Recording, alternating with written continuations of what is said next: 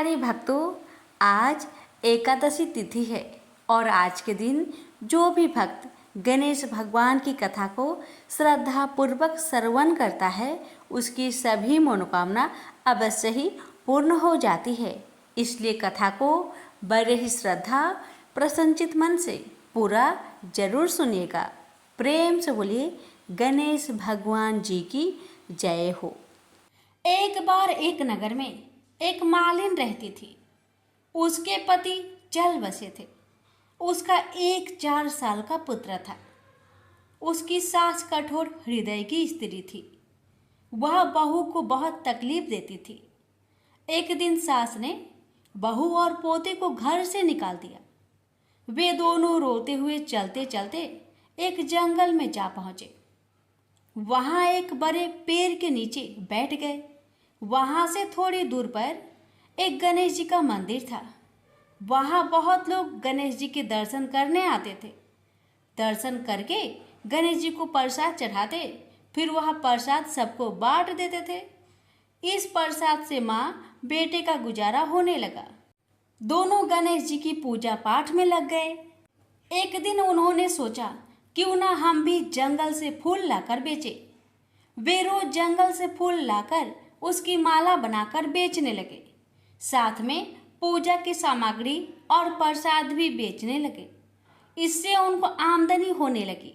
गणेश जी की कृपा से आमदनी बढ़ने लगी। जल्दी ही उन्होंने एक मकान और एक दुकान बना लिया। एक राजा की लड़की मंदिर में रोज पूजा करने आती थी। मालिन के बेटे को देखकर राजकुमारी उस पर मोहित हो गई और उससे विवाह करने की सोचने लगी। उसने अपनी भाभी से अपने मन की बात कही। भाभी अनुभवी थी। उसने कहा, ये तो मालिन का बेटा है और तुम एक राजा की बेटी हो। यदि तुमने उससे विवाह किया तो तुम्हारी बहुत बेइज्जती होगी। पर राजकुमारी अपनी बात पर अड़ी रही। उसने कहा, मैंने तो प्रतिज्ञा कर ली है कि उसी से विवाह करूंगी। भाभी ने घर जाकर सारी बात राजा को बता दी। राजा ने मना नहीं किया और विवाह के लिए तैयार हो गए। उन्होंने बड़े धूमधाम से बेटी का विवाह मालिन के बेटे के साथ कर दिया।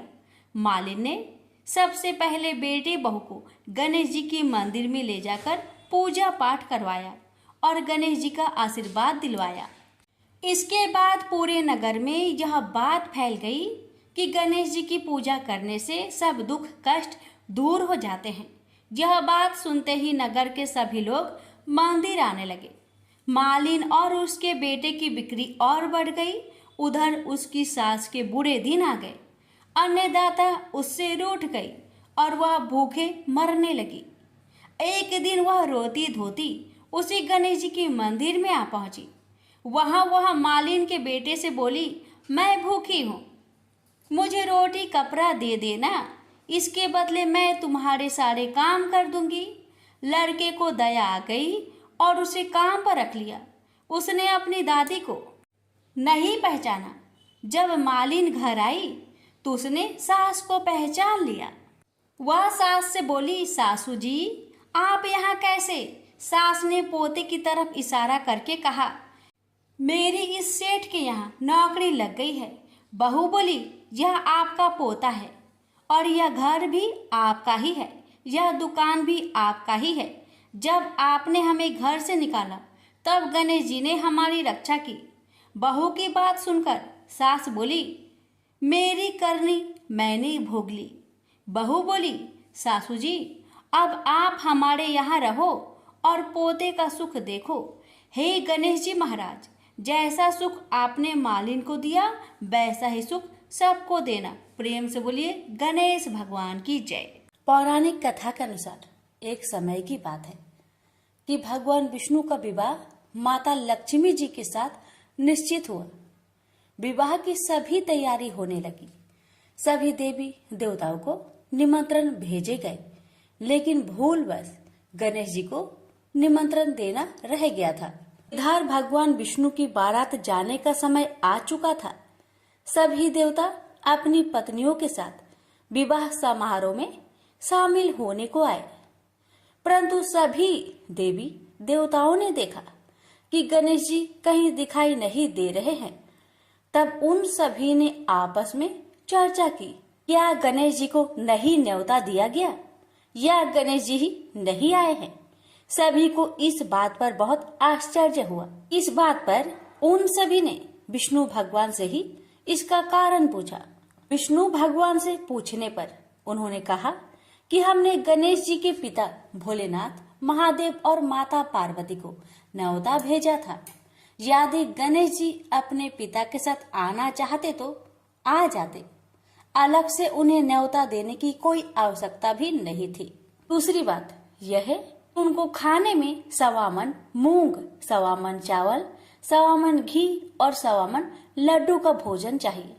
यदि गणेश जी नहीं आएंगे तो कोई बात नहीं, दूसरे के घर जाकर इतना सारा खाना पीना अच्छा भी नहीं लगता। इतना वार्ता कर ही रहे थे कि किसी एक ने सुझाव दिया, यदि गणेश जी आते तो उनको द्वारपाल बनाकर बैठा सकते थे कि आप घर की याद रखना। आप तो चूहे पर बैठकर धीरे धीरे चलोगे तो बारात में बहुत पीछे रह जाओगे। यह सुझाव सबको पसंद आ गया, तो फिर विष्णु भगवान ने भी अपनी सहमति दे दी। तब गणेश जी को निमंत्रण देकर आमंत्रित किया और उनको समझा बुझाकर घर की रखवाली करने को बैठा दिया गया। बारात चल दी। तब नारद जी ने देखा कि गणेश जी तो दरवाजे पर ही बैठे हुए हैं, तो वे गणेश जी के पास गए और रुकने का कारण पूछा। गणेश जी कहने लगे कि विष्णु भगवान ने मेरा बहुत अपमान किया है। नारद जी ने कहा कि आप अपनी मूषक सेना आगे भेज दो तो वह रास्ता खोद देगी, जिससे उनके वाहन धरती में धंस जाएंगे। तब आपको सम्मान पूर्वक बुलाना पड़ेगा। अब तो गणेश जी ने अपनी मूषक सेना को आदेश दिया, जाओ, और सेना ने जमीन पोली कर दी। जब बारात वहां से निकली तो रथों के पहिए धरती में धंसने लगी। आप कोशिश की परंतु पहिए नहीं निकले। सभी ने अपने अपने उपाय किए परंतु पहिए तो नहीं निकले, बल्कि जगह जगह से टूटने लगे। किसी को समझ में नहीं आ रहा था कि अब क्या किया जाए। तब तो नारद जी ने आकर कहा, आप लोगों ने गणेश जी का अपमान किया, जिस कारण यह विघ्न आ रहे हैं। यदि उन्हें मनाकर लाया जाए तो आपका कार्य सिद्ध हो सकता है और यह संकट टल सकता है। शंकर भगवान ने अपने दूत नंदी को भेजा और वे गणेश जी को लेकर आए। गणेश जी का आदर सम्मान के साथ पूजन किया गया। फिर रथ के पहिए निकलने लगे और यह संकट टल गया। अब रथ के पहिए निकल तो गए परंतु वे टूट फूट गए थे, तो उन्हें सुधारे कौन। पास के खेत में एक खाती काम कर रहा था। उसे बुलाया गया। खाती अपना कार्य करने से पहले श्री गणेशाय नमः कहकर गणेश जी की वंदना मन ही मन करने लगा। देखते ही देखते खाती ने सभी पहियों को ठीक कर दिया। तब खाती कहने लगा कि हे देवताओं, आपने सर्वप्रथम गणेश जी को नहीं मनाया होगा और न ही उनकी पूजन की होगी, इसलिए तो आपके साथ यह संकट आया है। मैं तो मूर्ख अज्ञानी हूँ, फिर भी पहले गणेश जी को पूजते हैं, उनका ध्यान करते हैं। आप लोग तो देवगण हैं, फिर भी आप गणेश जी को कैसे भूल गए। अब आप लोग भगवान श्री गणेश जी की जय बोलकर जाए तो आपके सब काम बन जाएंगे और कोई संकट भी नहीं आएगा। ऐसा कहते हुए बारात वहां से चल दी और विष्णु भगवान का लक्ष्मी जी के साथ विवाह संपन्न करा के सभी सकुशल घर लौट आए। हे गणेश जी महाराज, आपने विष्णु को जैसा कार्य सरियो ऐसा कार्य सबको सिद्ध करिजो। बोलिए गजानन भगवान की जय। एक बार गणेश जी ने पृथ्वी के मनुष्य की परीक्षा लेने का विचार किया। वे अपना रूप बदलकर पृथ्वी पर भ्रमण करने लगे। उन्होंने एक बालक का रूप बना लिया। एक हाथ में एक चम्मच में दूध ले लिया और दूसरे हाथ में एक चुटकी चावल ले लिए और गली गली घूमने लगे। साथ ही साथ आवाज लगाते चल रहे थे, कोई मेरे लिए खीर बना दे, कोई मेरे लिए खीर बना दे। कोई भी उन पर ध्यान नहीं दे रहा था, बल्कि लोग उन पर हंस रहे थे। वे लगातार एक गांव के बाद दूसरे गांव इसी तरह चक्कर लगाते हुए पुकारते रहे, पर कोई खीर बनाने के लिए तैयार नहीं था। सुबह से शाम हो गई, गणेश जी लगातार घूमते रहे। एक बुढ़िया थी, शाम के वक्त अपनी झोपड़ी के बाहर बैठी हुई थी। तभी गणेश जी वहां से पुकारते हुए निकले कि कोई मेरी खीर बना दे, कोई मेरी खीर बना दे। बुढ़िया बहुत कोमल हृदय वाली स्त्री थी। उसने कहा, बेटा मैं तेरी खीर बना देती हूँ। गणेश जी ने कहा, माई अपने घर में से दूध और चावल लेने के लिए बर्तन ले आओ। बुढ़िया एक कटोरी लेकर जब झोपड़ी के बाहर आई तो गणेश जी ने कहा, अपने घर का सबसे बड़ा बर्तन लेकर आओ। बुढ़िया को थोड़ी झुलझुलाहट हुई, पर उसने कहा, चलो बच्चे का मन रख लेती हूँ। और अंदर जाकर वह अपने घर का सबसे बड़ा पतीला लेकर बाहर आई। गणेश जी ने चम्मच से पतीले में दूध उड़ेलना शुरू किया। तब बुढ़िया के आश्चर्य की सीमा न रही। जब उसने देखा दूध से पूरा पतीला भर गया है, एक के बाद एक वह बर्तन झोपड़ी से बाहर लाती गई और उसमें गणेश जी दूध भरते चले गए। इस तरह से घर के सारे बर्तन दूध से लबालब भर गए। गणेश भगवान ने बुढ़िया से कहा, मैं स्नान करके आता हूँ, तब तक तुम खीर बना लो, मैं वापस आकर खाऊंगा। बुढ़िया ने पूछा, मैं इतनी सारी खीर का क्या करूंगी? इस पर गणपति जी बोले, सारे गांव को दावत दे दो। बुढ़िया ने बड़े प्यार से मन लगाकर खीर बनाई। खीर की भीनी भीनी मीठी मीठी खुशबू चारों दिशाओं में फैल गई।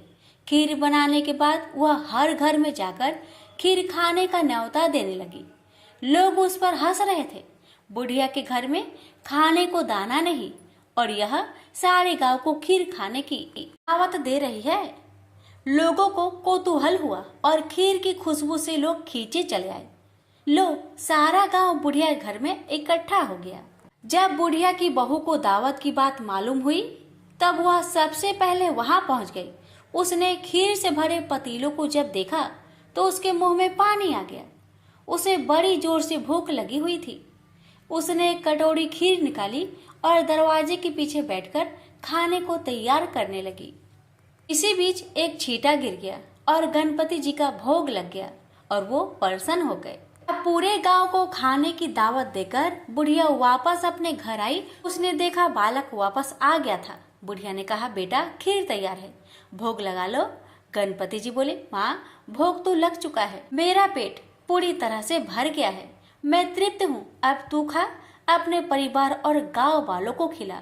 बुढ़िया ने कहा, यह तो बहुत ज्यादा है, सबका पेट भर जाएगा, इसके बाद भी यह बच जाएगी। उस बची खीर का मैं क्या करूंगी? इस पर गणेश जी बोले, उस बची खीर को रात में अपने घर के चारों कोनों में रख देना। और बुढ़िया ने ऐसा ही किया। जब सारा गांव जी भरकर खा चुका, तभी ढेर सारी खीर बच गई। उसने उसके पत्र को अपने घर के चारों तरफ रख दिया।